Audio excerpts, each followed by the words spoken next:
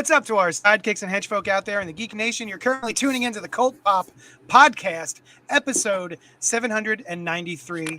This is where we talk about and review graphic novels, movies, TV, and a once monthly roundup of current comics on the stands right now. We're soon to be on the stands. I'm your host, Johnny Destructo of Johnny Destructo's Hero Complex, which is located at 4327 Main Street, which is located in Manayunk, which is located in Philadelphia, which is located in Pennsylvania. It's a super rad shop which caters to the nerdy and the nerd adjacent. Joining me tonight are, per usual, Brian Lieb and Noel Bartocci. Hi. Hi, guys. Hi. That was like a Russian doll of locations. I appreciated that. Yeah. Yeah. Matryoshka. I was about to say the exact same thing. I found out recently. Yeah. Thank you to everyone joining us live on Facebook, YouTube's, and Twitter. No, not Twitter, Twitch. Don't forget to like, comment, subscribe. Do all of that happy horse shit. You can also email us at cultpopgo@gmail.com. And you can join our book club Facebook group, which is JD's Hero Complex Book Club. That's on Tuesday nights at 8 p.m. It's a Zoom meeting. We all hang out and we talk about the book or the movie of the week. And yes, you go to Facebook and join that group and hang out with us. It's dope. With that out of the way, I feel as though I should tell you Christopher St. Saucy emailed us. Excellent. Yeah. Oh, we got a letter. You think I should read it? Skim it first, and then take a few seconds. Yeah. Be silent. We'll wait. You know what, Yeah. Brian? Let's talk while he skims the email. So, Let's chat. I mean, how you been, man? I haven't talked to you since. I've been cool. It's been the letter's about called 2 weeks and JD. Do I detect a note of derision? oh, Likely. What he's done here is the title. The title of the email is also the beginning of the first sentence. I like this. oh goodness. That gets JD, you right into do I detect a note of derision it. in when you read comparing Last Night in Soho to Scream 3? I'd love to hear your reasons why. So, yes, you did. Good call. You did, in fact, hear some derision. I hate Scream 3. I love Scream. I love the Scream franchises. That's how you pronounce it. The franchise. Yeah, you usually put an extra S on the end of that particular word. It's a weird quirk. Oh, yeah. They're franchise EESE. Yeah. Or I love EESIES if you're into it. Every single Scream except for Scream 3, which I hate. I hate it so much. It's so, in my opinion, bad. It came at a time when violence was not allowed to be shown on screen. And so they took a horror comedy series and turned it into a comedy series for one installment. Scream 3 really relies more on the humor aspect, most of which I didn't find funny. And I don't want to spoil it, but the reveal of the killer or killers at the end of Scream 3 was awful. It was. I was flabbergasted when I watched it. I couldn't believe it was happening. It was so rote. What, Noel? Two things. One, I also that's my least favorite Scream movie. It's not very good. But besides that, I don't understand the comparison between Last Night in Soho and Scream 3, like thematically, narratively, stylistically, structurally. There is no similarities I can understand at all. So that's where my kind of like sour. Stabbing. That's where my off-screen stabbing. That's where my sour kind of like face came from. I didn't understand the comparison. But for those who missed it, what's your sour face look like? Yeah, let me see that too. Oh. Yeah, that's it. It was like hit. Yeah. I much like JD, I'm terrible at poker. So it's just like what? Fucking no. But the other thing is I'll actually make I'll make a case or just like some redeeming qualities of Scream 3. One being the subplot, like the 20 years before it was part of the national conversation, the Me Too-ish subplot, which was really good, and I wish they did more service to. And two, Sydney's arc is just perfect in the end of that movie. Like her entire arc is awesome. Yes. Yeah. So like those are two things that like we had to suffer. 13 minutes of Scream 3 she was in. We had to suffer through the entirety of Scream 3, but it led on those two things that moved to the next installment. Oh, so that's I guess it's a little bit of a spoiler, but another one of those things is probably it's my own fault, but what would you call it? The commercial, like the trailer for that movie was the rules of a horror movie. First we did the rules of the horror movie, and then the rules of a sequel, and then trilogies. All bets are off. No one is safe. Anyone can die, except for the three main characters. No, everyone can die except for the main. Any character that we just introduced in this movie can die, but not so much the ones before it. Although, except for Cop. To be fair to the filmmakers, they had nothing to do with that. Probably, Sure, they're not part of the company that makes the trailers, which sucks for a lot of reasons. So, yeah. But anyway, that's the derision you heard in my sour face. Yeah, I just didn't understand the reference. I didn't understand the comparison either. Yeah, I don't get it. I haven't seen either of those films, so write us in again in detail. I did not. Oh, that's right. You weren't on last week. I apologize. Yeah. Fucking asshole. Anyway, is there more email? I would watch it. There is more email. What else? We also have down in the chat. We've got some stuff to address, but let's see. I'm going to finish this email first.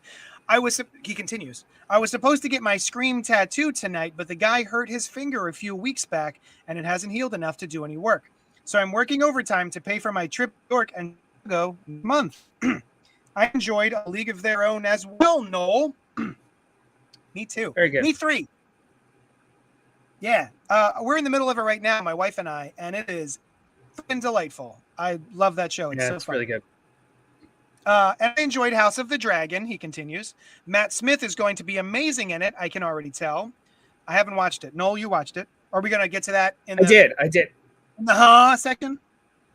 No, it wasn't one of my picks, but I did want to talk about it really quickly. Okay, go. It was solid. But last night when we watched it, I came to a realization, like I thoroughly enjoyed, 95% of Game of Thrones every week, getting ready for it. And it was just like a nice piece of pop culture that I was on the wagon for, and it was fun. But watching last night, I realized I didn't miss it. Yeah. Like, it was really fun being in it. And now that it's over, like, I didn't miss it that whole time. And I'm in no rush to, like, recapture it. And it's a prequel that is contingent on all of it before. It feels so far, even though it's excellent actors, solid, enjoyable, it feels ancillary, like, cool. Okay. Yeah, it's a prequel set right before the storyline. It's a hut. Oh, well, yeah. But I guess you've heard about some of what happens with this. Like, those characters know about it, talked about it. One of the larger reveals, and it's weird because it's like it's played like a reveal, but it's just a person telling another person of what we saw in Game of Thrones as a prophecy. And I was like, sweet. I mean, that's nice. I guess that's cool.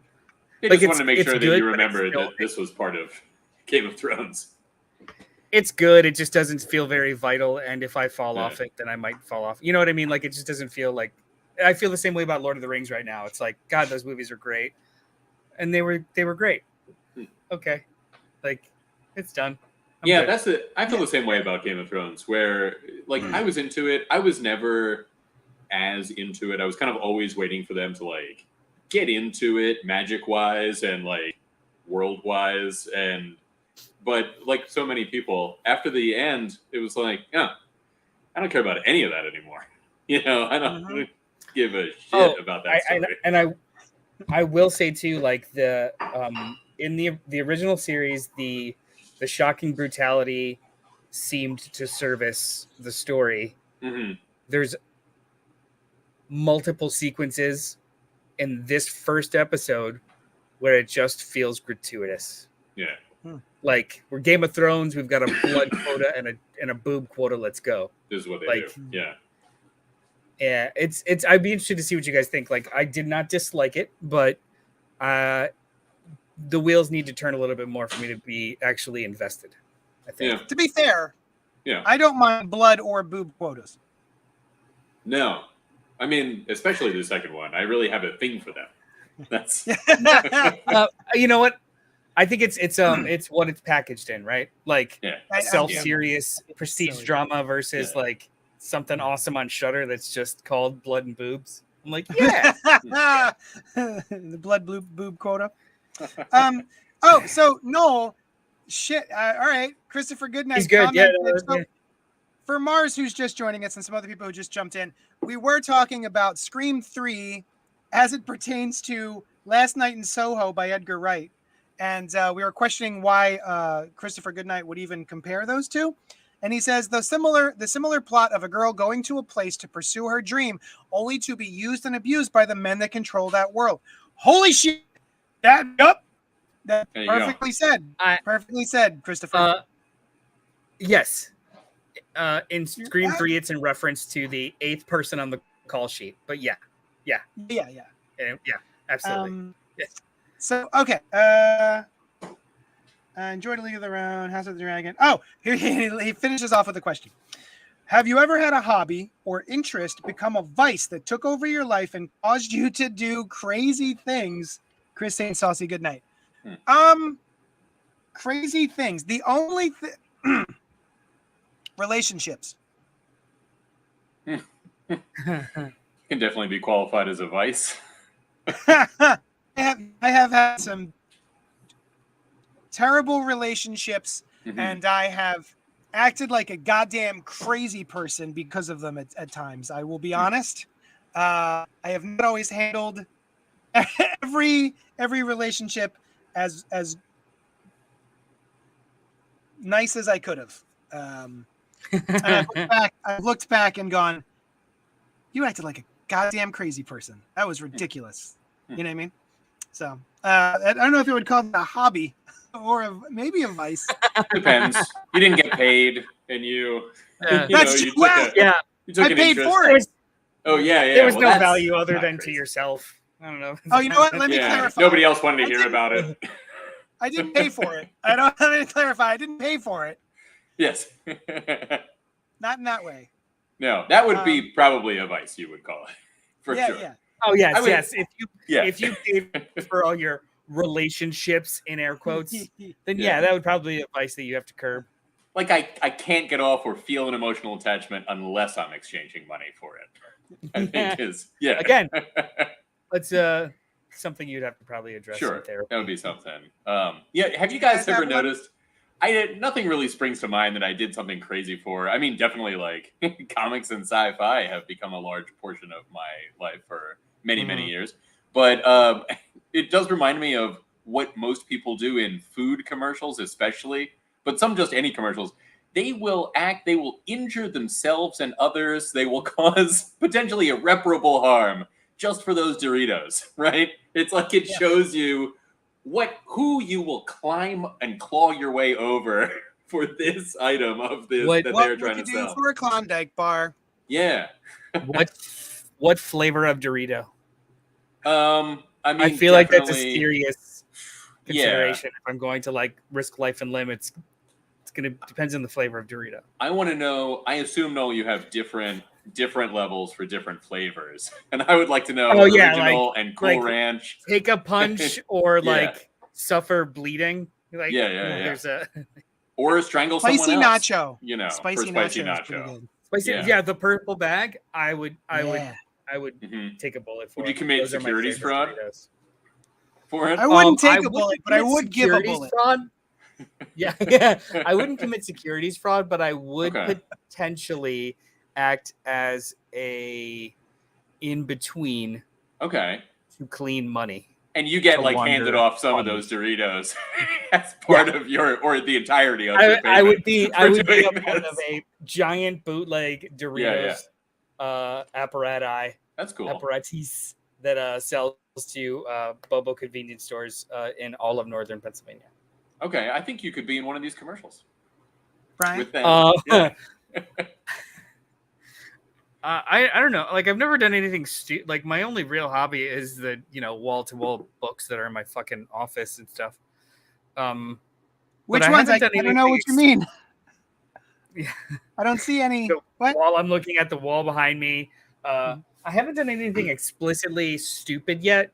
Like, thousands of dollars on original art or anything like that. But I mean, maybe the day will come. At this point, it's just like, tracking down out of print books or slabbing comics and not knowing what to do with them yet. It's just, I like physical media a lot. I haven't done anything stupid yet, so just put a pin in it. Okay. I spent $4,000 on Sour cream and onion Doritos didn't happen. I never heard about that. I never heard of those. No. Are you thinking of Cool Ranch? I spent $4,000 on Amazing Fantasy number 15. That's pretty cool. That's a I haven't low done. price I for haven't done something like that yet. That was way back, and I've since sold. That was in my old marriage, and then I had to sell it after we got divorced so I could buy a car, and I sold it for $4,000. I made no money. All I did was own it for a short time. I mean, that's I'll tell you, that was enough. That was Yeah. I didn't even need. Didn't need to make any money on it. I was just happy to like have it and read it and hold it, and love it and squeeze it. Hey, in the chat, You were a steward. Robert said, "Good evening, CultPoppers. Hope you all had a great week. I watched the first episode of She-Hulk. So that leads us into our segment, which we like to call What You Been Up To This Week? What you been up to this week, huh? Yeah, that's the name of it. One of those things. Have we all done it? Have we all done the She-Hulk episode? We've one? done it. I think we've all seen the first episode, so it's kind of like just We've done it thrisely. Let's chat about it. I've watched it 4 times. Really? I don't know if you can see, but I have a television up in the store, and I'll have either video games going or Roku, or I'll put movies on. Usually Disney Plus is just on all day, and I have sat here and did my shipments, going through all the new books that came out this week, and I just had it on. I just kept playing it over and over again. I was absolutely delighted by the first episode of She-Hulk. I think that any problems I had with the CGI with the first trailer way back have been addressed, if not perfected. But I think, it's enough that I can suspend my disbelief. And I think the humor was a lot of fun. And there have been a bunch of diddle dicks on the internet who are just so mad at it, because the character had the gall to explain what her life as a woman is like and how she constantly has to keep her anger in check because otherwise she'll be labeled sexist terms. And so, of course, that brought out all the sexist D-bags. But my experience of the show was absolutely delightful. I loved it. Yeah. What did you think, Brian? I also loved it. Although I got to tell you, that particular conversation, I get where she's coming from. Bruce Banner specifically probably also has a lot of anger that he works through on a daily basis. Yeah, I thought it was amazing. I liked her characterization. I liked how they got you right into what was going on, as opposed to kind of having her not be She-Hulk for the bulk of the first episode and then becoming She-Hulk at the very end of it, which has been sort of Marvel's deal for the last several shows. I feel like there was a lot of She-Hulk in this episode. Did you not? No, that's what I did. That's what I liked about it. Oh, I'm sorry. I misunderstood.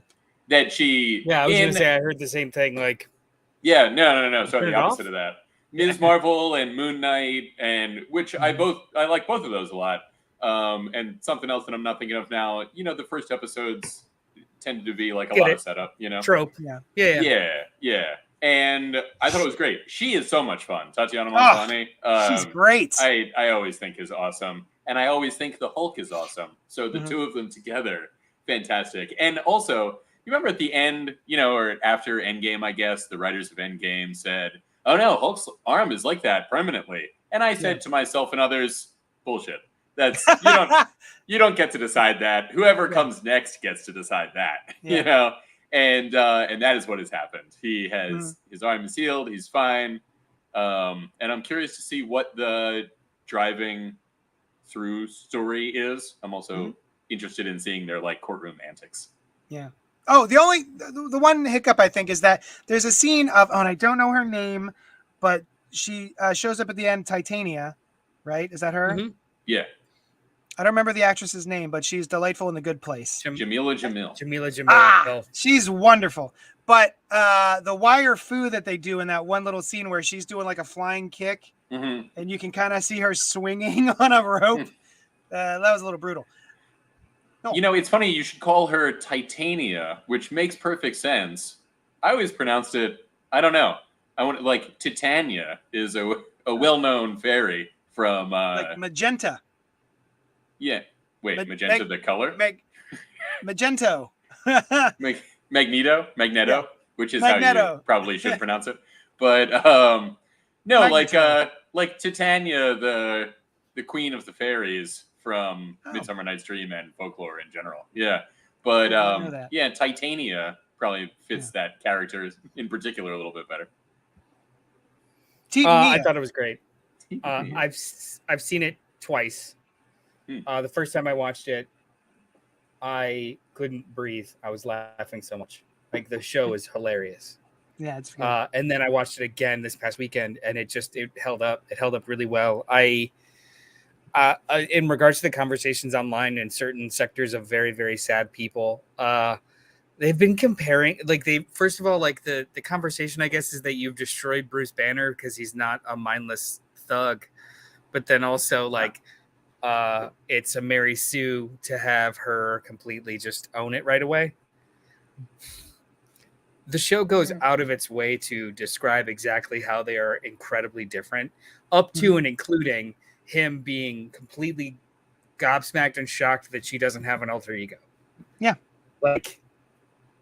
It's her. And she just suppresses or expresses anger to change it. It's not a DID or type of scenario that Bruce Banner experiences. So the fact that they're doing that is kind of it's so misinformed. It's ridiculous. It's like seeing what you want to see. But I thought the show was fucking amazing. One of the other complaints was they nerfed the Hulk and they had to make him look dumb and weak so that SheHulk could look stronger. And I'm like, my man tosses a huge boulder into the stratosphere. It disappears on fire. It goes so far and fast. Now, I did think that was a weird moment when he and Jen Walters start fighting each other. And I'm thinking, you are cousins. And you're both Hulks now, but you go immediately to a brawl between the two of you? That's what Hulks do, bro. Well, I guess so. I mean, but she is just Jen Walters, and she's wailing on her beloved cousin Bruce, they spent months going through physical things and testing each other's patience and strength. Yeah, I totally bought it. I had no problem with that. She knew what he could take and he knew what she could take. I love that line in that room with the spinning saws. It's what is this room normally for? Yeah. It's pretty wonderful. The scene where he just bunks her off the side of the cliff and she just gives him the finger as she's falling. Yeah, that was awesome. He's you're a Hulk. Great. You're a Hulk now. Yeah. Yeah, also and that's sort of how I took their fight. Yeah. Yeah, I guess and so. Same thing with the Jeep. Same thing with the Jeep. The stupid punches, the meme about he was able to punch a Leviathan dead in its tracks in Avengers 1, but he couldn't stop a Jeep. I'm like, he's not trying to murder his cousin. Right. What the fuck is wrong with you? Yeah, they're just getting tossed around and whatever. For sure. He's trying to implore her to leave, to not leave, and it's his Jeep. Yeah. He's not going to just pick it up and start smacking it against the cliff. Relax. It's weird. It's a great show. Honestly, I was gonna say so far it's my favorite first episode of all the Disney Plus shows. It's same. It seems the most realized, the most creative, and it's so much like the comics. It's not even funny. Like it's Yeah. great. Super charming. Yeah. Oh, and Mars says Magnerto. Magnerto. Kevin says, I thought it was interesting hearing about BB and its relationship since a bromance Bruce was Banner. mostly in. Oh, Tony Stark. but about Bruce Banner and Tony Stark's relationship since a bromance was mostly implied in the movies but never expanded on. The fact that they hung out Yeah. together Yeah. and Yeah, built yeah. a little bar on the beach and stuff like that. I like There's- that. At the end of yeah, Avengers there's- 1, that was the implication, but they never really showed it on screen. You're right. There's 5 years of a gap Yeah. that we've never saw of the two of them because they were the like two left that were still Yeah. kind of around and not on the run, right? During that 5 year Right. during the blip. And then also too, the I think it ties really well into her little speech to him at the end, the fact that, you know, you're holding on to being a superhero so fucking hard, you need to like actually address your decade of trauma and the fact that you're alone and you know, aren't living. And I really liked that thread for Hulk. I like how she immediately is just known also. You know, in the courtroom, she exposes herself as She-Hulk. And I don't know. I like that. I like that about it. I guess it's not that different from the rest of the Marvel Universe, the cinematic universe. But the end credit scene was also a lot of fun. I Yeah. cackled. Yeah. I laughed so hard. Yeah. Great editing on that. Mm-hmm. Yeah, I loved it. So yeah, She-Hulk. And then Hal says, I also caught a few episodes of Sandman. Might go back and skim through the books before watching more episodes. I used to work for Murphy Anderson's Visual Concepts, where I did color separations on the first Sandman books. This is Robert Monroe Jr. that said this. What'd I say? Hal. Oh, I'm sorry, Robert. Yeah. Robert Monroe. I'm sorry. Yeah, he worked on the first Sandman books. It was the first series of comics that was more than piecework, and we were actually interested in seeing what the others were working on so we could follow the story. That's awesome. Yeah, that is cool. Yeah. I didn't know that. Yeah, I wasn't aware that you worked in the comics medium at all. Yeah. Yeah. Sandman is amazing. The Sandman TV show. Oh, yeah. As someone who's not a huge Sandman fan, this seems perfect. Yeah. Absolutely perfect. The episodes are taken directly from the comic books, almost panel for panel sometimes, dialogue for dialogue. And some of the way they edit a couple issues together into one episode kind of works really. You know, the death episode plus the, what's his name, Hob? Hob, yeah. The Hob conversation every 100 years. And those felt just right lengthwise. Yeah, you know, they were perfect. Yeah. Yeah. So yeah, man, I can't say enough good things about Sandman. I've only watched the first 9 episodes. There are 10 total until a couple days ago when there became 11 total, and they just dropped like a 2-parter episode. Yeah. Out of nowhere, a nice surprise. So I can't wait to finish up episodes 10 and 11. That was cool. Like just a few weeks later to get a little more Sandman, and I have watched that, and it was great. I really enjoyed the bonus, the 11th episode. Oh, I can't wait. Star-studded too. A lot of really cool people in it. I'm still on episode 2, but it's great so far. It gets much better. Yeah, it just gets better and better. I think. Yeah. Doing the short stories that are some of the coolest stuff in Sandman are the individual stories that appear in a few of the different collections. But I think just came out interspersed in the original run. Some of those side stories are the most memorable things in the whole run. Yeah. And I'm really glad to see, like the Death and Hob story, which you're right, they wove together really expertly. And then these stories in the 11th episode, it's cool to see those done. That, you could understand if they didn't do them, but I like the idea of seeing those really awesome things on screen, you know? Christopher Goodnight is commenting about jerks online. So I thought I'd throw it up on the screen. MRAs stands for Men's Right Activists, by the way. Yeah. Oh. which right. there Well, are. they have a lot to be active about. My portion of this segment, I'm going to blow through. I watched Lightyear, which is Lightyear, right? Buzz Lightyear, the sci-fi movie that the toy from Toy Story was based on, Mm-hmm. and it was delightful. I really enjoyed it. I had no interest in it at all. Just like I had no interest in Toy Story when it first came out. But halfway through the movie, I was like, this is just like a legit sci-fi movie. This is wonderful. I really enjoyed it. Mm-hmm. It just felt like it could be completely separate from the Toy Story saga. And it is, I guess. But there was even a nice twist that I didn't see coming. That was awesome. Yeah, the twisted like I just watched it this weekend too. Like it was just a solid like 3-star sci-fi movie by the numbers, and then the last act is like, oh, I wasn't expecting like an existential weird threat to be the main. Okay, cool. Yeah, like I wonder if it would have done better in like just in people's esteem if it wasn't called Lightyear at all. And well, I think it would have done better if it wasn't like the pandemic and minimal release and sure. Like also I think there's I've heard a lot of people complain about at the very beginning of the movie they give you a little like line about what the movie is. In 1996 Andy saw a movie and it was his favorite movie and then he bought the toy. Mm-hmm. So this is the movie that Andy saw.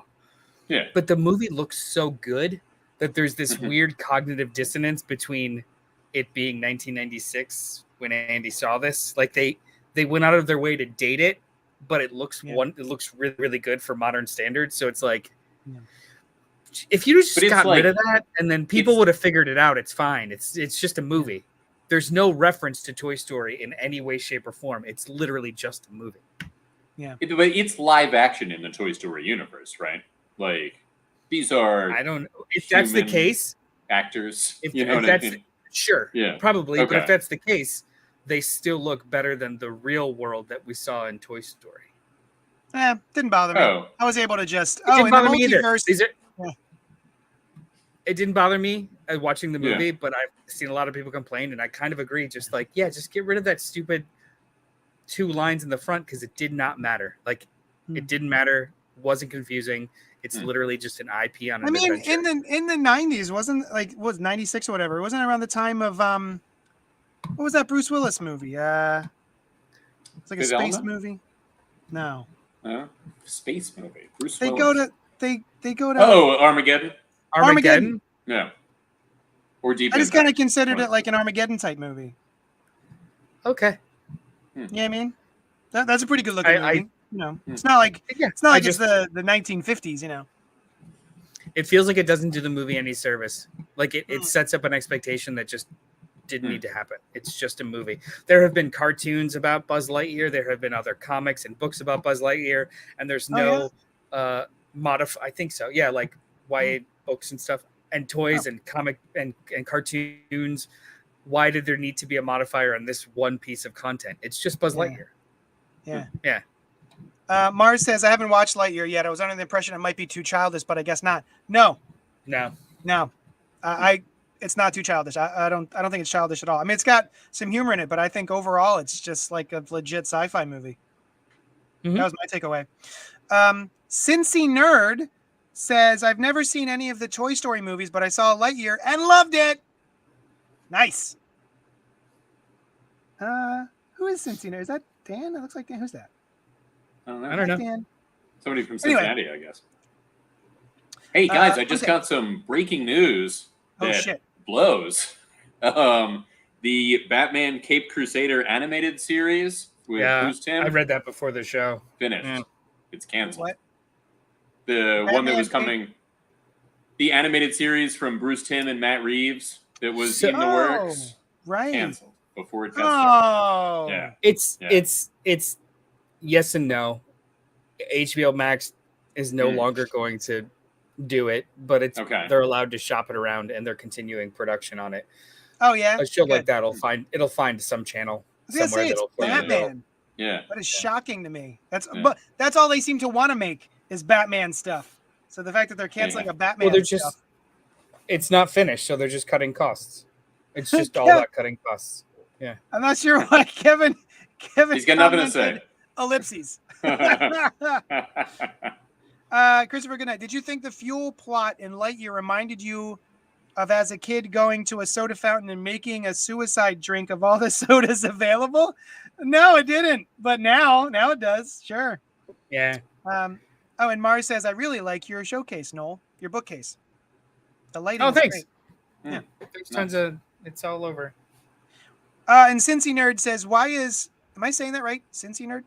Why is Warner Brothers killing so many properties? What's their plan? Well, from my understanding, which is at all times severely limited, at all things, I'm told that it's because of tax breaks. So they will make more money on a tax break by canceling the thing and calling it a loss than they will if they actually finish it and put it out.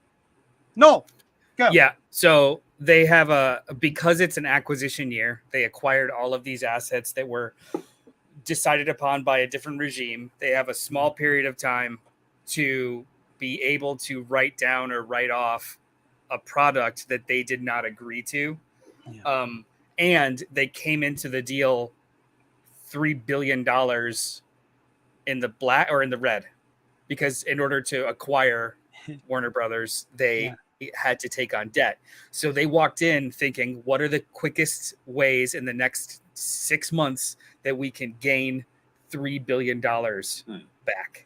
So they are anything that is not done or needs to have more investment in it or royalties being paid, they're cutting and pulling in order to save every single penny they can. They fired most of the HBO Max staff, and now it's just HBO Productions. They got rid of, they're pulling stuff off of HBO Max that they didn't self-produce, so they don't have to pay royalties for it. So like stuff that was acquired or was produced elsewhere. Like it's honestly just cutting shit left and right in this like 6 month period, because that's how they're going to.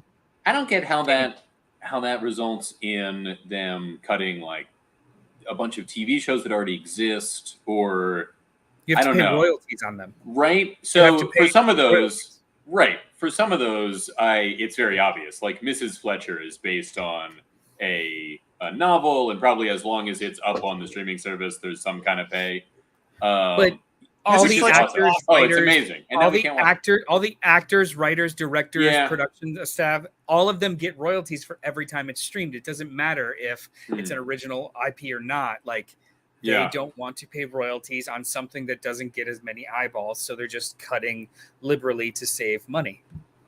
You would think that the amount of eyeballs that it's getting is like, it's like, well, if we only get 10 for 5 people, then we only pay this many royalties. But if we get 1 million, then we, I don't know how that. I'm sure there's a math. I'm sure there's a math behind it. Like for every Game of Thrones, where they may have to pay more out in royalties, they still get hand over fist amount of views versus something like Mrs. Fletcher that has a niche audience.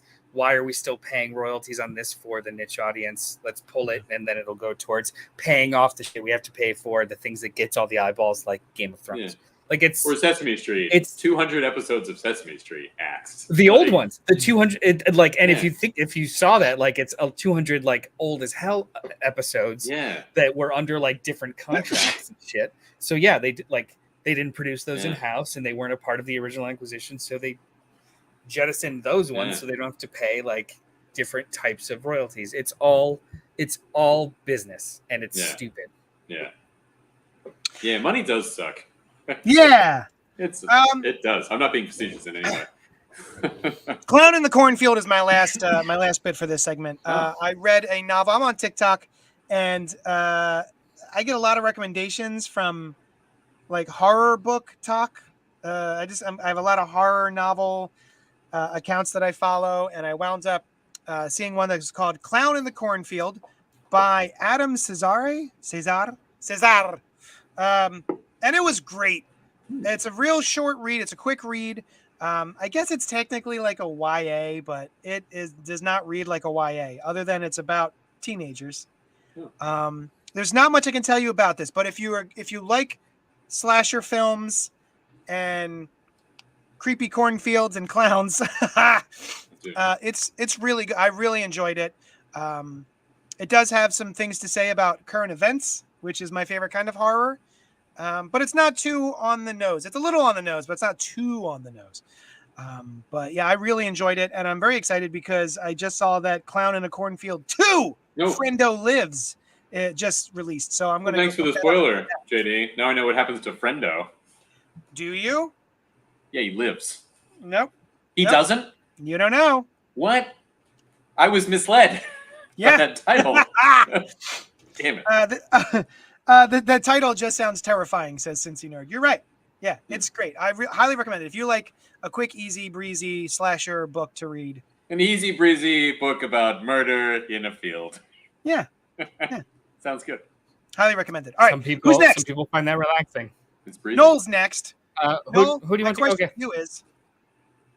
What'd you do this week, huh? Well, I had a couple days to myself, so I finally went and saw a movie that everyone's seen in the last 3 months except me, and that was Top Gun Maverick. Oh. I finally went and saw it. I didn't see it. I mean, did you want to drive an hour to the only IMAX screening that it was at on Tuesday morning? Maybe. I didn't want to. Oh wait, AJ, you were ill, so no. Maybe. Was it good? How'd you think? It was a perfect movie. I had to put on my Scream 3 face. Hold on. I don't mean that like, wow, it's the best movie I've ever seen. It understood the assignment and it executed in the highest level of excellence that summer movie blockbusters could. Like, it is a perfect movie. Yeah, legit. Like, it was really, really, really, really, really good. I was also shocked myself. So apparently I was trying to see it in IMAX and I kept not being able to. And see, I'll believe Cincy Nerd. I'll believe Cincy Nerd. Not me. Just this past weekend, apparently they brought it back out to IMAX theaters for like some viewings, like random viewings in areas. So I was off. I had a day off, like my first one in forever. And I went and saw like the one showing and 45 minutes away. And God damn it, it was so worth it. Like, it was just chef's kiss. Great. Did you go to King of Prussia? No, dude, I drove all the way to Warrington. Oh, yeah. Gotcha. Yeah. Mar says, I am making the same face that JD is making and saying, really? Look, I am not a fan. I am not a fan of Tom Cruise, the person, but he is the only person making movies like this where it's actually really things being captured. They are in those jets, and it is really, really thrilling. I quite like Tom Cruise, performances of Tom Cruise. How do I say this? I don't care about him as a person. You like Tom Cruise's performances. Yeah, that's it. Yeah. He is very, very good at his job, and he is. God, it feels weird even complimenting him because he is embroiled in the face of a fucking terrifying and terrible organization. But there's a lot of Christian actors too. Yeah. They're not cliche salesman. Involved in. I feel like they're comparing the two is co-signing versus complicit. So Kevin says, not a fan of Tom Cruise. I am a fan of Tom Cruise movies. It's a wonderful movie. What was I even saying? Oh, he's like seems to be the only like big movie star that's actually leveraging clout to do things a very explicit way. And I love Marvel movies. I love these big, crazy, unbelievable science fiction epics that it's just all green screens or stuff filmed in the massive. I enjoy the shit out of it. I did not realize how much I missed just classic, big screen, pretty, practical shit. It was very good. Yeah. So when it comes to Tom Cruise in a jet flying around. I haven't seen the film, but I'm not entirely sure I would be able to tell the difference at this point between Tom Cruise in a fake jet flying around and Tom Cruise actually in a jet flying around.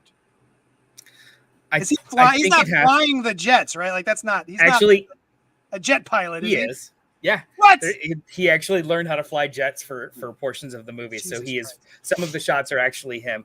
But I know it's minuscule. It's not that big a deal. But like when you're watching, like say the first one where it is just like kind of all fabricated in models, and then some like aerial shots of other fighter pilots, how they act in the cockpit versus this one, where it's actually like actors with their faces falling down or like grimacing because they're hitting G's, or like like looking like directly to the left of the other jet. Like it viscerally feels authentic, which is something that you don't get with green screen movies. I'm curbing this criticism from the Slash Filmcast or just Filmcast.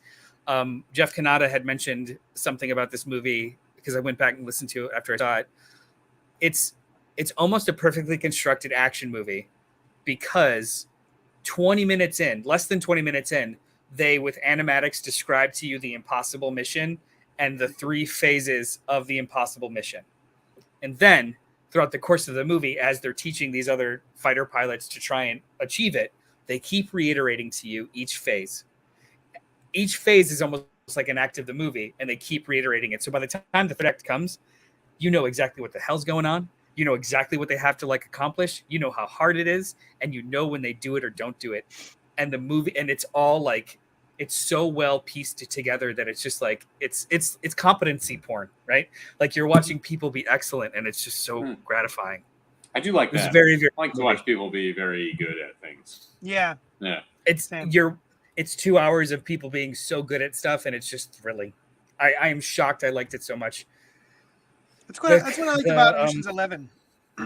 Yeah, I always like it when things work out like clockwork or whatever. It's part of what I like about some superheroes, that they're the best at their thing. You know, they're always doing it, coming up with inventive ways to do whatever they do. Kevin says, I'm assuming at this point, Tom Cruise won't be happy unless he dies on film. Hey, dude, at the beginning of this movie, they showed a trailer for the next Mission Impossible. He's trying really hard. He's trying really hard to die on film just by the preview alone. And I'm down for it. Let's go. Let's go. Anthony Drago says, yes, Noel, Top Gun Maverick was great. Quality movie, which also had nostalgia and callbacks to the for us old people. Yeah, the first 5 minutes, I didn't know. I like if the first 5 minutes were any indicator, it's the same exact topography and opening credit sequence as the first movie and the same exact music. I was like, is this a screening of the first one? Did I walk into the wrong movie? Yeah. I don't remember the first one at all. I think I saw it once, like 30 years ago. My confession is I saw it once several years ago. Yeah. And I didn't make it through it. I got to the volleyball scene, and I just found it to be like chock full of just toxic masculinity. I think there's a little bit before I even knew what toxic masculinity was as a phrase. Like I never heard it before, but I was just like, these fucking dudes. Actually, that's the major. I want to say like that's, other than the actual villains in the movie, that's the biggest conflict in the movie. Everyone is there because they're the best, and they're in a school for the best of the best, and they are all dick swagging assholes, and they get some of each other killed because they're dick swagging assholes. It doesn't glorify. Going back and watching that first movie, it is filled with toxic masculinity, but it oddly doesn't glorify it.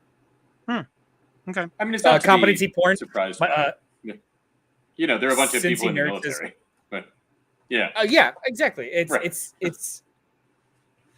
special. Cincy Nerd says competency porn might be my favorite new phrase that I've ever heard before. I can't take credit for that. That also, I think that comes from the Filmcast. Yeah. Is that a Kanata? I've heard that I think it's around. Or you just, Yeah. The Unincorporated Man is a really good book about somebody who is excellent at a lot of things. If anybody's interested. Unincorporated. Yeah, The Unincorporated Man. Yeah, it's about a guy who he was put into suspended animation, and he wakes up and he was like the wealthiest guy of his time, and now everybody is a corporation in and of themselves, and people own shares in you. But since he was born before that, nobody owns any shares of him, and they're like trying to get him to incorporate himself, and he's like, "I'm not doing it." And that's kind of it's really cool as he navigates. Yeah, it's kind of like a stand up against society kind of book. It's cool. It sounds a lot like Clown in a Cornfield. Is that right? Is that it's almost identical plot? That's interesting. Are you sure that you didn't just buy this Unincorporated Man, but they had put a different cover on it? Are you sure you didn't just read Clown in a Cornfield? I'm not. I'm never sure that I didn't just read Clown in a Cornfield. That's my favorite answer. No, next up on your list. Go.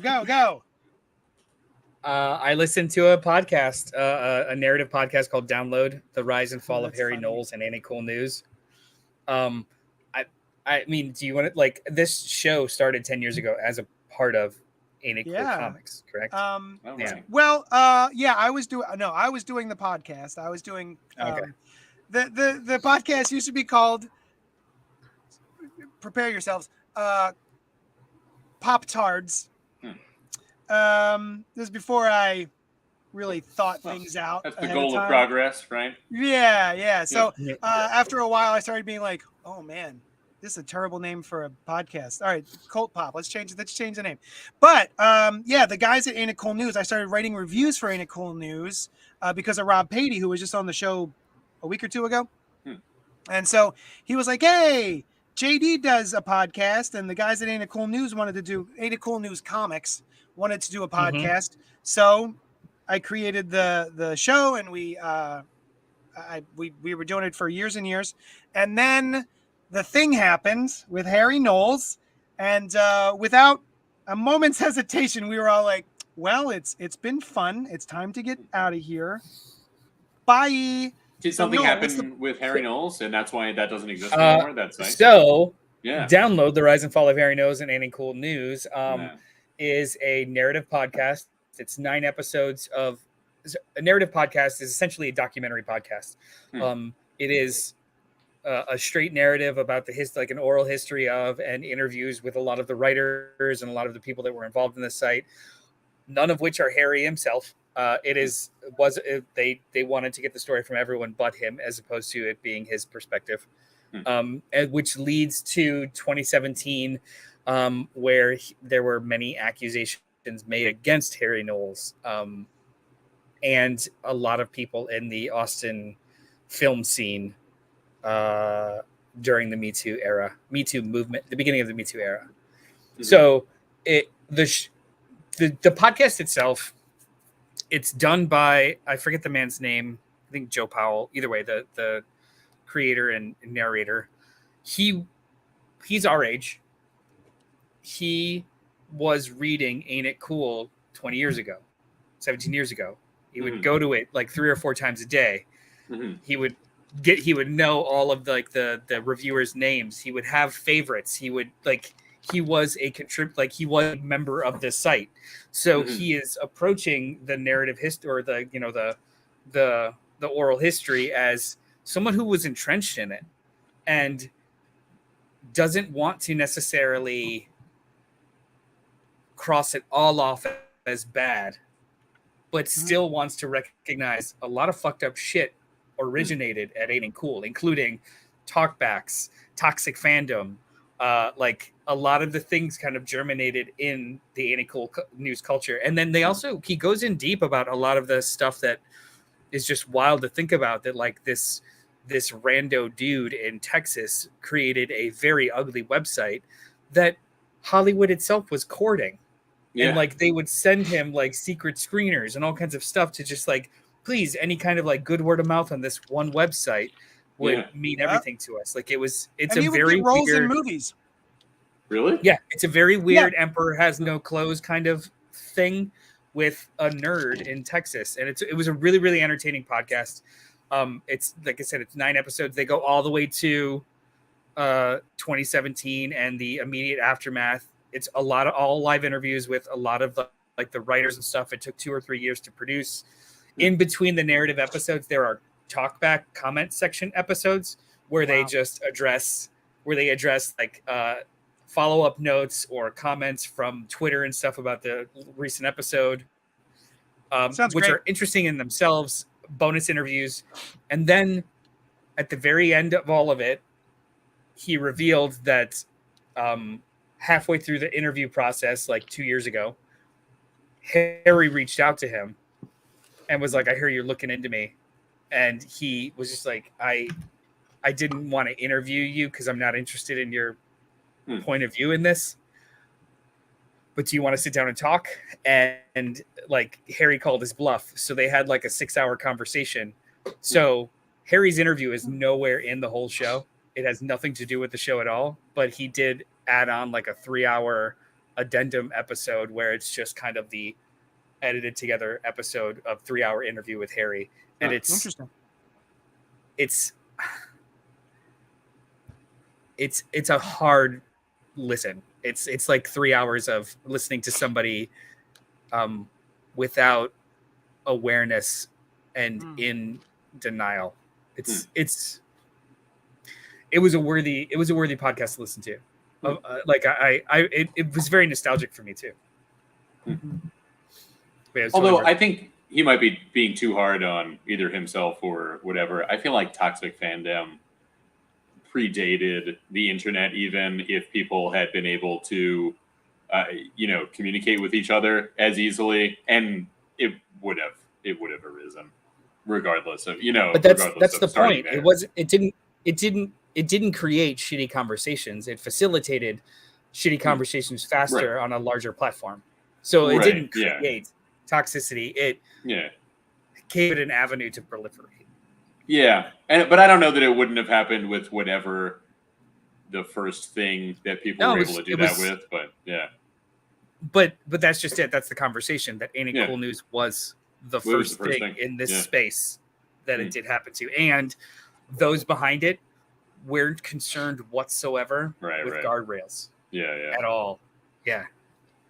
There was also at that time, and I think not wrongly, a concern with the absolute freedom of expression online, which I think is still a good thing. But especially in the very beginning, it was like, the Wild West sort of was the spirit of the internet and is a place to say whatever, which unfortunately, because of the nature of many people's interactions, turned into shitty people, or people saying shitty things, I should say. I don't know. I don't disagree with you thematically, but or just on a baseline. But when it comes to the rewarding, and it's not explicit rewarding, it's just recognition rewarding of the most vile behavior, then it's no longer valid to just, in my mind, it's no longer valid to just be the freedom to express yourself. It's about like the responsibility of that expression, the responsibility that you may hold as either the person still aware of consequences or still, suffering consequences in it, and or the platform that you have. The larger it is, the more responsibility that you may have with how you use that platform. So I it's tiered for me. Like as a person, I could say a thing in a room versus as a person with 4 billion people listening to me. What I say, both of those scenarios don't have the same level of consequences and the same level of responsibility. True. It's an interesting perspective to think, is an action right or wrong of itself, or does what can come from it matter as far as, the consequences that can come from an action? Do they impact the morality of an action? It's certainly an interesting perspective. I absolutely think so. Like I can fire a gun into an empty wall, or I can fire a gun into a crowded space. Those are two different actions, though. But it's one action. I'm blindly just shooting a gun. Yeah. One has different consequence than the other, but the action I didn't mean to. Like, do you know what I mean? Like, I do think that the bigger we get, or the more with great power comes smaller great the world responsibility. gets. Yeah, Yeah. the smaller the world gets, I do think that Hmm. it's on us to protect or to apply guardrails to common sense, as opposed to just everyone being having the I don't know, carte blanche to do whatever the fuck they want. Yeah, Hi, Kelly. and that's Oh, hey, something Kelly. that you can impose on yourself, like no question. It's in terms of Impose how on to yourself, it but on. also expect it. When we expect it from each other, then it becomes part of the conversation, as opposed to not, right? Sure. Like, if as an organization I'm applying these standards and practices, that's doing your part, right? Like, it's not just what am I going to do about it? I can't do anything. Yeah. If I don't like how something is going, then I could stop patronizing it. That's something I could do. If I have a platform, I could those that use my platform irresponsibly, I can stop them from that. You know what I mean? Like, there are things that we can all do.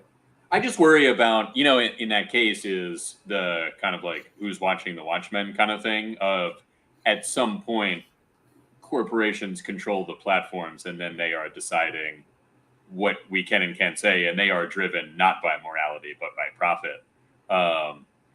And even if they were driven by morality, it would be their idea of morality. And, so there is some intrinsic value to a free space where anything can be expressed.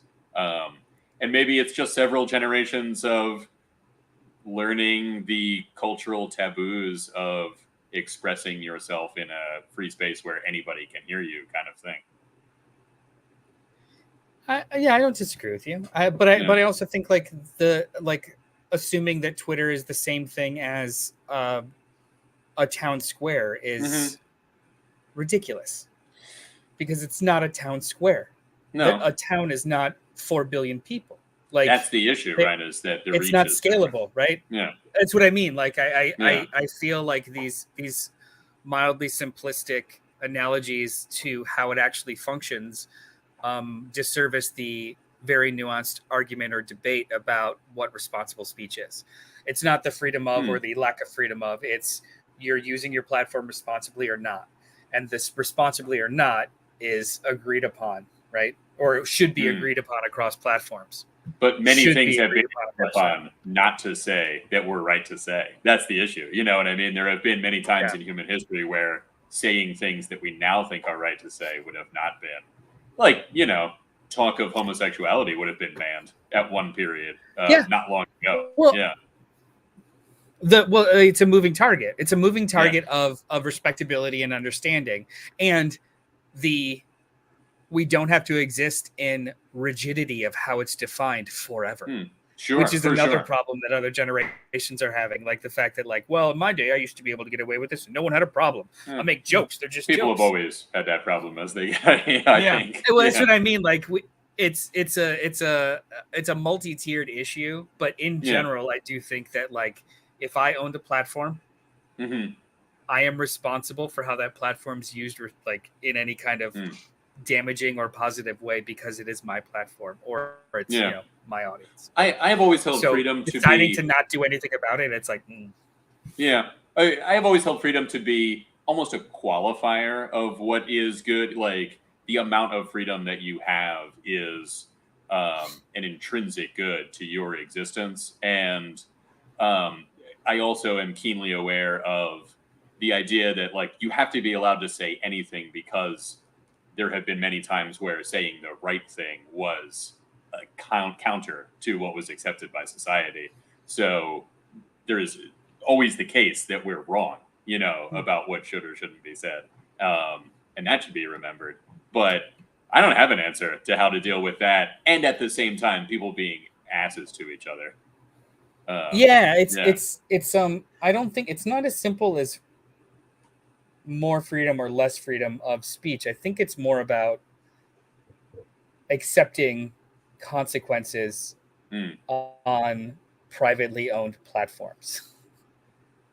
And also not policing, applying consequences to privileged platforms, right? Like Mhm. Dave Chappelle, like, yeah, he could say whatever the fuck he wants, Mm-hmm. but I don't have to protect his platform because he talks to billions of people. Yeah. I'm. Why I'm is not that? worried about. It's not free speech, guys. He's still No, allowed not to at say all. it. I'm not worried at Yeah. all about people not getting paid to say things or people not wanting to buy other people's products for saying things. I mean, that's just you buy what you Yeah. want to hear kind of thing. I'm more concerned about people being able to express even opinions that he expressed, which I don't agree with, just for the intrinsic value of the ability to express all ideas. And maybe we need a space that isn't privately owned that might end up becoming sort of like a public park, and sometimes it's nice and sometimes it's not. Well, I don't to your know. point, I think that some people. To your point, I think that some people conflate the difference between the two of his freedom to say things and my right to hear, or my Right, necessity your to hear them, responsibility or, to pay for it. Right. Yeah, like Yeah. he is not. He's not being limited. There are people, Right. a school, a group, a channel, who deplore it and don't want to support it. Right. That is a consequence of free market. That's a consequence of speech, not they're Right. limiting his free speech. Like, no, Like, he's like, still you're allowed to say conflating the it. two things. He can say it no one's anywhere he stopping him. wants. Right. Yeah. Yeah. Yeah, no one's stopping him at all. Yeah. Anyway, So it's a good podcast? It's a good podcast. Yeah, we Cool. can skip the other stuff. Let's just roll. All right, Brian. Yeah, we're over an hour and 15 in. It's all good. Brian, Yeah, what's happening? what'd you do this week, huh? I did a bunch of stuff, some of which involved watching TV. I saw Reservation Dogs came back. I don't know if anybody has seen that. Nope. It is a great show, but I really like that you supported me with the double thumbs up for having seen it myself. Season 1 was awesome. It's got this independent film, magical realism feel. It's very rooted in kind of a real world thing, but he also has like a spirit that he talks to, and there's definitely some supernatural stuff happening. And the characters are very they draw you in. They're very relatable. And I'm just interested in hearing about these like 4 friends in the community that they're in, and they want to get out of their town and go to California is kind of the beginning of it all. And it's just like, it's one of those just like nice to watch. It's like pleasant to see it when it's on, in the way that a cool indie film is often kind of like, oh, I like getting into that world, that whole aesthetic of a world that felt like this, kind of thing. So yeah, I really recommend it. Taika Waititi had something to do with it. I don't think he's involved on the day-to-day, but he helped bring it into existence. And Sterling Harjo, I think, is the main creator. So yeah, check it out. I watched the first 4 or 5 episodes. It's really delightful. Yeah. Yeah. They're just the relationships Kevin between agrees. everybody is cool. Yeah, excellent. Yeah. All right. Hey, we're here to talk about main. Wait, was there something else? There was something else. Resident Alien, Brian. Just came back. I also really like that. I've only seen season 1, and it was very cool. Alan Tudyk is always great to watch, right? I first came into my awareness of him with Firefly, even though I didn't really watch that show. He was great, and Arrested Development, and it's fun seeing him be a good guy, and then he played bad guys for a while, and he's also really good at that, but this one kind of straddles the line. The alien is definitely not a good guy, but he's the hero of the story, and he's sympathetic in many ways, and becomes better, but not that much better. Nice. It's it's fun. He's got this like cat and mouse game with this, I don't know, 11-year-old boy who's one of the only ones that can see him for who he is, and he is constantly trying to kill the 11-year-old child, but the boy is like always one step ahead of what's happening. And their relationship evolves too. But Yeah, it's fun. It's another small. Actually, shares a number of co-stars with Reservation Dogs, or at least one or two, which I think is just because of the unfortunate paucity of Native American actors or jobs for them. So very few of them can make a living at it, and hopefully that's changing. Right on. I keep meaning to check it out because I do love Alan Tudyk. Oh, that's great. It's good. What you should all be meaning to check out is patreon.com/JohnnyDestructo. That way you can help us out because we're poor people and we need your money. If you are also a poor people like us, though, that's okay. We can all be poor together. Just come hang out with us, like the people in the chat, like Kelly and Kevin and frickin' Christopher and Cincy Nerd and Anthony. All the people who are down here. This is the best. There's a lot of back and forth tonight. I love it. What else? There's a book club. So there's book club /movie club. If you go to the Facebook group JD's Hero Complex Book Club, JD's Hero Complex Book Club, that's where we vote on what the book and the movie are going to be. It alternates. And then I post a Zoom link, and then we all hang out on Zoom at 8 p.m. Tuesday nights. And tomorrow night is freaking book club, and we're going to be talking about Once and Future Volume 2. What, Noel? No, you got it. That was it? I got it? So yeah, we liked Once and Future Volume 1 so much. We are going back to talk about Volume 2. It's by Kieran Gillen and Dan Mora, and it is, if you haven't read it, all of you guys in the chat, it's great. You highly recommend Once and Future. It's great. Pick up the first trade. It's from Boom Studios. Boom has been killing it. That's it. Let's talk about the meat and potatoes of the episode, which is The Dark Room, a graphic novel, an OGN, if you will, and you will. I'll do it. From Image Comics, written by Gerry Duggan, with art by Scott Buoncristiano. Buoncristiano. What is it called? What am I going to read? What is that called? The Dark Room? The solicitation says, the hunt for a camera containing an undeveloped photo of the face of true evil threatens to wipe out New York City one chilly evening. Nope, not afternoon, autumn. One chilly autumn evening. That was the first thing that seemed strange in this tale. All of their afternoons Fuck your words. were evenings. I don't know how to say her name. How do you say her name? Oh, Dunya. I was wondering that myself. Yeah, how is it spelled here? Toune. Dunya. Dunya Mahoney is the curator of a private collection of extremely dangerous cursed objects, and her night's about to go to hell. Werewolves, secret societies, blessed animals, cursed objects, and more in this fantasy horror comedy. I didn't know. Oh, Mars Comics says Once and Future is really great. Kelly says Dan Mora ? All caps. Yeah, the answer is yes. That's a nickname. That's the main character's nickname. It's Dan Mora. Yeah, Dan Mora ? All caps. Mahoney. So this was delightful. I had never heard of it, despite having ordered it in from my store. Noel's the one who bought it and was like, "Hey, this is dope." And I said, "Where'd you get that?" And so what I would say is, if you like Hellboy, Your fucking store. Yeah, I know that was a joke.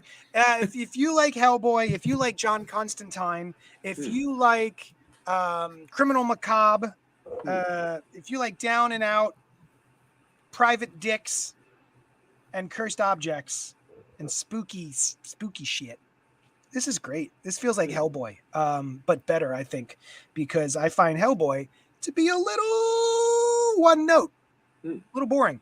So yeah, what did you guys think? I'm going to throw it to Brian. Ooh. I really enjoyed it, and I enjoyed it a lot more than I thought I was going to from the first few pages.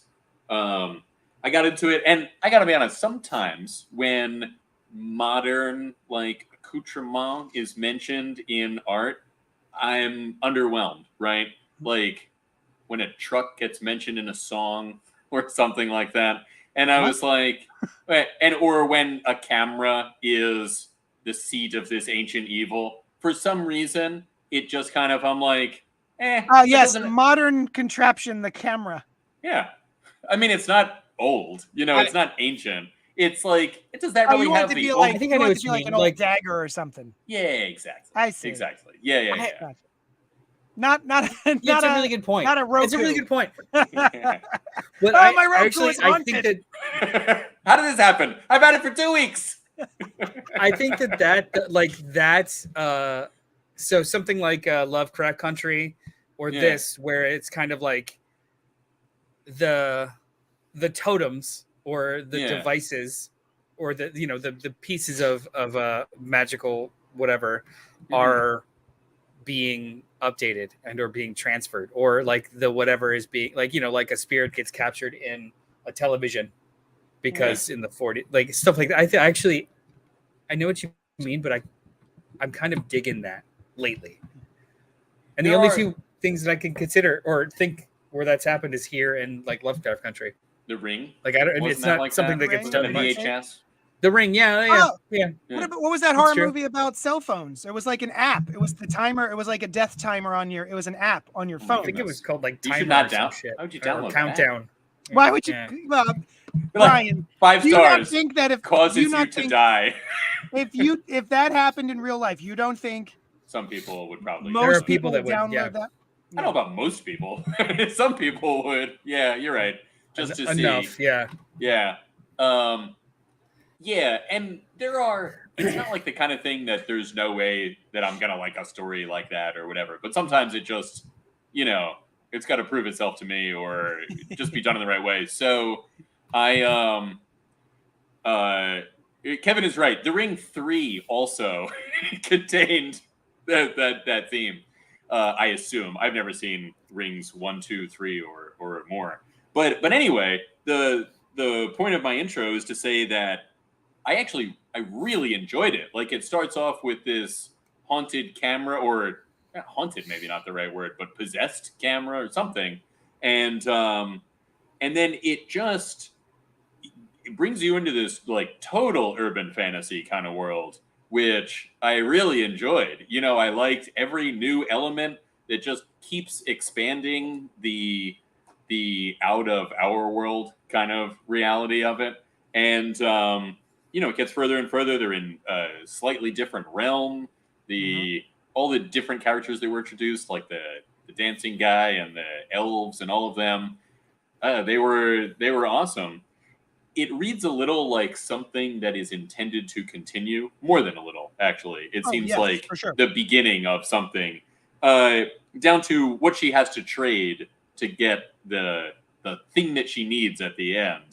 Is like, you just built up the fact that this was a very cool thing about this character, and now it's gone. Doesn't seem like it's going to stay that way, Also cool that the dark room, which you would think had only to do with photography, is also an important location in cool. in the story. Yeah. Yes. So really well realized urban fantasy genre stuff. I really liked it. Noel, show us the book. Show it to us. Oh, Jesus Christ. God There damn it it, is. no. There it is. Johnson. That's Show us your book. the dark room. There's the spine. It is an OGN. This is probably, I think it's like, it actually even is broken down into 6 chapters. Or is It 5 definitely chapters? reads like Either a way. collection of individual issues, but not in a bad way. But if this was in issues, I probably would have less. Yeah. I would have preferred reading it and collected, because Same. it is such a fully realized story. Like the creators aren't working anything out on the page. Like before, you get the sense that before every character or every like thing is introduced, they've thought out every aspect of it, right? And it's not even on the page. It's just, it's such a specific, like all of the side characters are so specific and they all have a place. It's just so well done. Like you could see this being in any media, right? Like this could be a show. This could be a movie. This could be a novel. Like this is everything about this is just, it could be a puppet show. Yeah. Yeah. I A would video watch that. game. a series Could it of be a dioramas on the Tales streets. told around the fire. A porn Yeah. tube video. Perhaps on Oh, walls. I would watch the porn version of this. Yeah, right. Yeah, but that's true of almost every story. Junior's pretty hot. Yeah. It's I unabashedly love this. I liked the description. I like Gerry Duggan. It's an OGN, so like a one and done, or just seemingly like a larger chunk.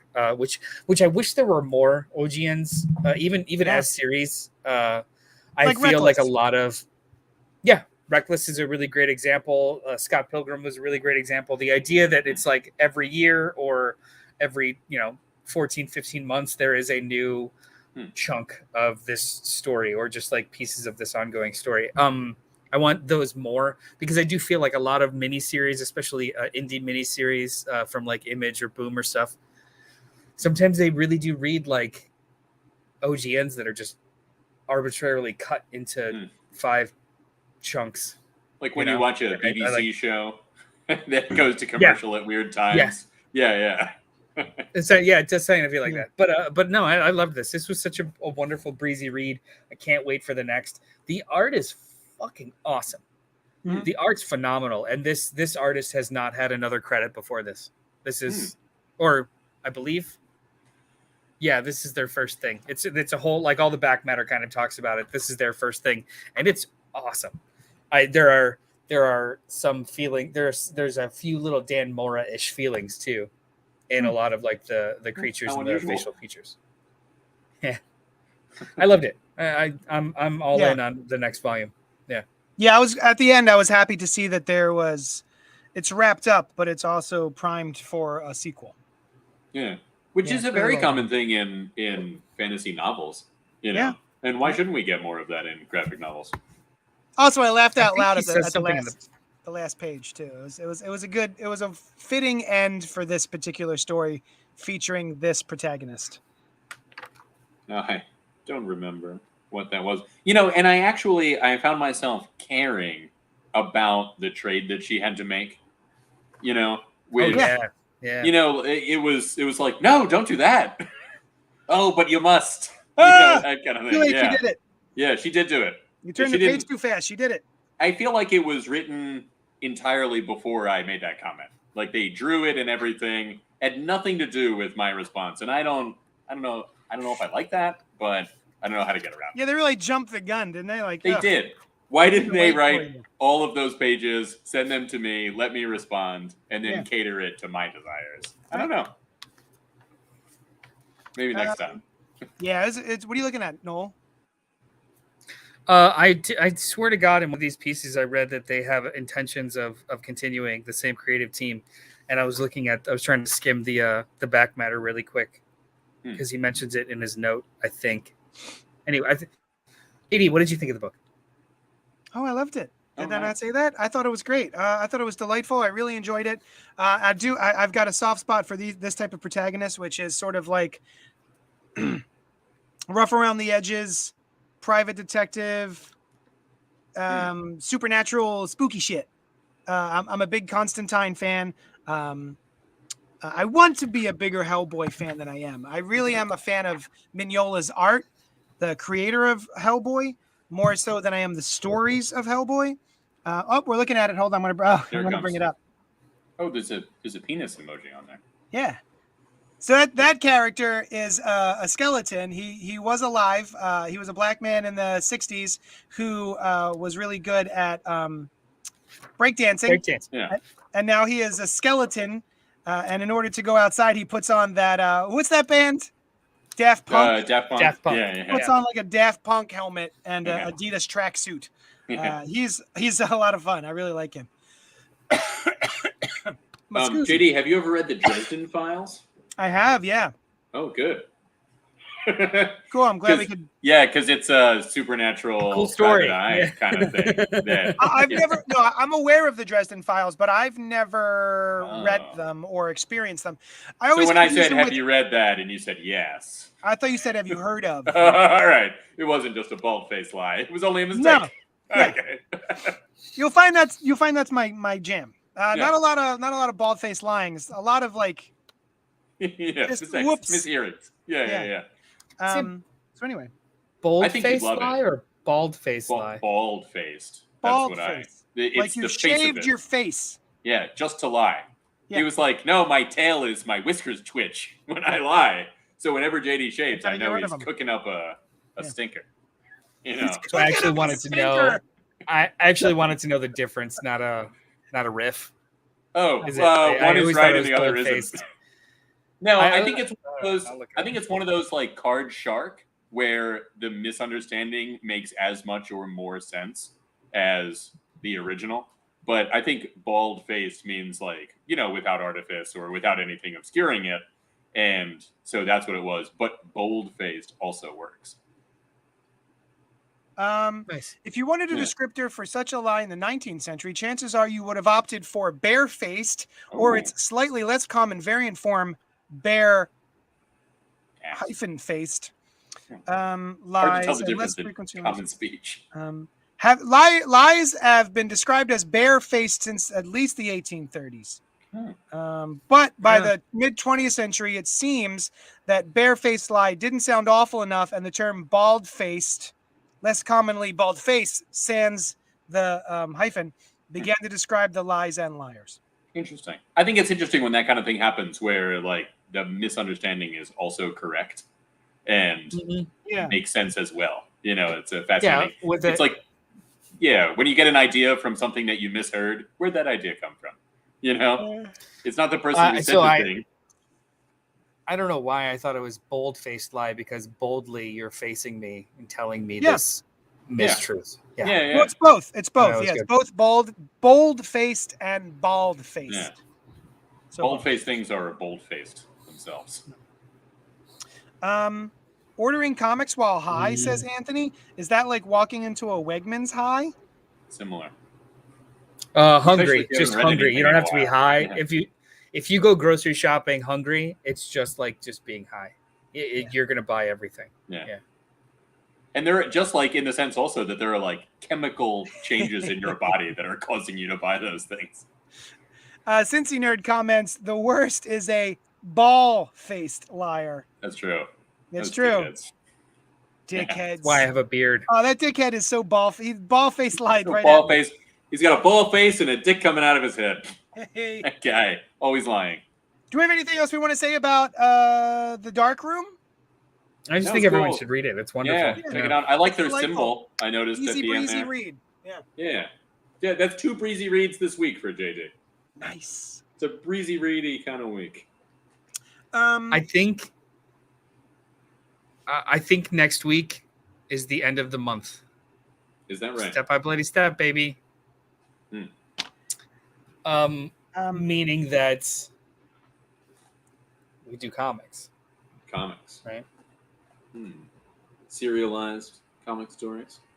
So like we used to do weekly comic book reviews every single week, but now we have opted to move that to just the last week of the month, and we're just going to talk about our favorite books from the month. So as opposed to just quantity, quality, baby. Yeah. So we're going to figure out what our favorite books of the month are after I read a month full of books. I'll tell you what's favorites are. so That's no ball-faced lie. I mean, a peek behind the sausage curtain. I just collect. I've just been like earmarking everything that I've been reading this month, and I'll probably just like throw you guys a cheat sheet. Okay. That sounds cool. Okay. Yeah. Oh. Yeah, Kelly, that wasn't for you. That was for Kelly is a very good friend of mine. Thank you for hanging out with us, Kelly. No, that was this was for Mars Comics, Step by Bloody Step. Mars had asked for me to pull a copy of this for her. I think when my son was 1 month old. He's now 18 months old. That's 17 months. I think the trade comes out. Doesn't the trade come out this week? Oh my God, it does. Kelly, you should order that. You should order that trade, Kelly. Smokable. Yeah, Kelly, if you want the that trade. Yeah. Although, Kelly, if you want to get high and order things with me, we could do that. We could hang out and get high and order things. I'll tell you what. Why don't you hang out with JD while he's going through his order list? Get high right beforehand. Oh my God, yes. A large financial boon for Johnny Destructo's Hero Complex, located at 4327 Main Street. Yeah, I'm not gonna lie, I feel we like need you it. could probably. I feel like you could probably get people to just do FFC with you. Yeah, just hang out and Yeah, Just tell do me what you FOC want to live. order. Like, all Yep. right, it's a good idea. who wants? Who wants this? 18 months already. Gee, they grow up so fast. That's true, Mars. They do. Yeah.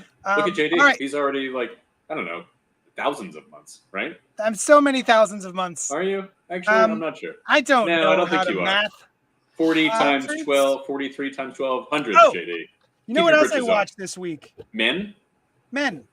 Oh, The I had movie your or? copy, yeah. Oh, I'm always watching Men. But Yeah, the yeah. movie Men I watched this week from the writer-director of Ex Machina and Annihilation, whose name I've forgotten. Oh. Alex Garland. Garland. Virtual hug from Kelly. Thanks, Kelly. Oh, Kelly, I think we're going to go see, me, you, and Ray are going to go see Destroy Boys live, aren't we? We're going to go see a punk band. Has anyone watched Men? Email No, us I've at never heard about it. cultpopgo@gmail.com and let us know. Let me know what you thought about Men, because I want to talk about it. All right. Oh, what's it about? Asked Mars. Man. In visionary filmmaker Alex Garland's feverish, shape-shifting new horror film, Harper retreats alone to the beautiful English countryside in the aftermath of a personal tragedy, hoping to have found a place to heal. But someone or something from the surrounding woods appears to be stalking her. What begins as simmering dread becomes a fully formed nightmare inhabited by her darkest memories and fears. Indeed. It's funny, Cincy Nerd said they know the guy on the cover of the DVD isn't Mike Myers, but it sure looks like Mike Myers. Yes, I was he does. thinking from here, from the picture that I can see, it looks like what's his name? The guy that played the Joker in the most recent Joker movie. Oh, yeah. Yeah. Joaquin Phoenix. Joaquin Phoenix, yeah. It's pronounced Joaquin. Joaquin Phoenix. Willem Dafoe, says Kelly. It's unrelated. She just sometimes mentions people who have played the Green Goblin. What was So I forget what show I was watching. I'm sorry, real quick story. I was watching a show. I'm trying to remember what the show was, but it was somebody who it was Barry. It was Barry, which is a delightful, fantastic show. I finally got on the Barry train and I rode that shit to completion. It was so good. But there's a scene where one of the main characters finally gets, because they're all actors. A lot of them are actors. And Barry's like a hitman actor. And so the female lead of that show finally gets her big break, and she has a big project that she's in charge of, and she's getting interviewed by like those silly like Entertainment Tonight where they ask you dumb questions that have nothing to do with the project. And so they throw her this curveball, which is, who would you like to see play Spider-Man? And the first name out of her mouth is Ben Mendelsohn. Wait, who is that? Every time I think about it, I laugh. Because of all of the people to play a teenage Peter Parker, she goes, Ben Mendelsohn? Ben Mendelsohn, did you see Captain Marvel? Yeah. He was the scroll, the main scroll, Alice. That's funny. Yeah.